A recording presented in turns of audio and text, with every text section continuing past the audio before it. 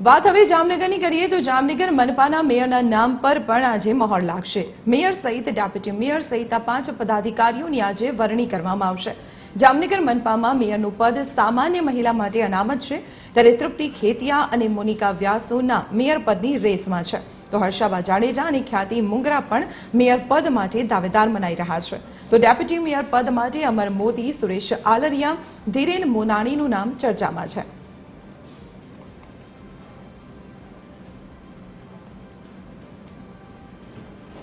ત્યારે સંવાદદાતા સલમાન ખાન અત્યારે અમારી સાથે જોડાયેલા છે, તેમની સાથે વાત કરીએ।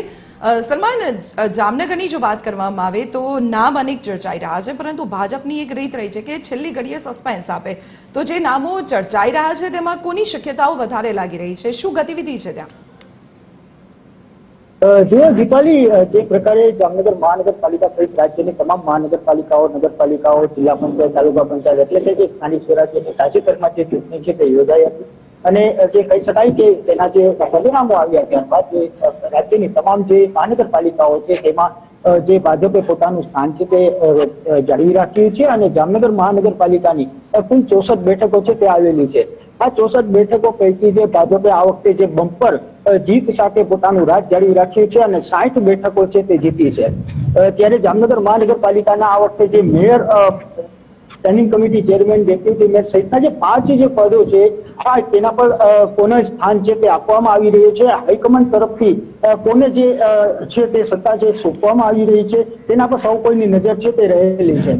મેયર પદની જો સંભવિત નામોની જો વાત કરવામાં આવે તો જામનગરમાં જે રીતે તૃપ્તિબેન ખેતિયા, મોનિકાબેન વ્યાસ, હર્ષાબા જાડેજા અને ખ્યાતિબેન મુંગરા, આ જે 4 નામો છે તે રેસમાં દીપાલી સૌથી આગળ છે તે ચાલી રહ્યા છે અને સંભવિત નામો છે તે ક્યાંક ને ક્યાંક ચર્ચાઓ છે તે થઈ રહી છે। જો કે તમામ જે કહી શકાય કે કેટલાક જે સભ્યો છે તેઓ દ્વારા એડીચોટીનો જોર છે અમીરખાને લગાવવામાં પણ આવી રહ્યો છે, પરંતુ આ વખતે જે મહાનગરપાલિકાની જે પ્રથમ અઢી વર્ષ માટેની જે તેમાં જે પદ આપવામાં આવશે તેમાં મહિલા સામાન્ય અમાનત છે અને તેના કારણે જે આ મહિલાઓના નામ છે તે રેસમાં હરણફાળ છે તે ચડી રહ્યા છે।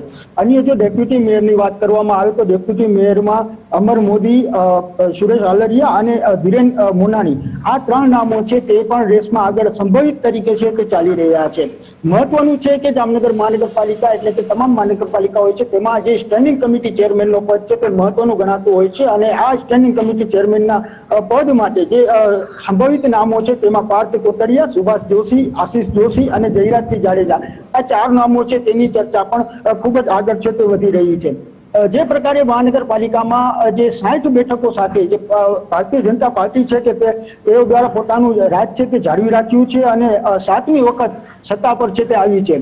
ત્યારે હવે જોવાનું રહેશે કે હાઈકમાન્ડ તરફથી જે કયા નામો છે તે મેયર પદ, deputy mayor, standing committee chairman, શાસક પક્ષના દંડક, શાસક પક્ષના નેતા છે તેમના નામોની જાહેરાત કરવામાં આવે છે। ત્યારે આજે બપોરે 12 વાગ્યા સુધીમાં તમામ જે ચિત્ર છે તે સ્પષ્ટ થઈ જશે।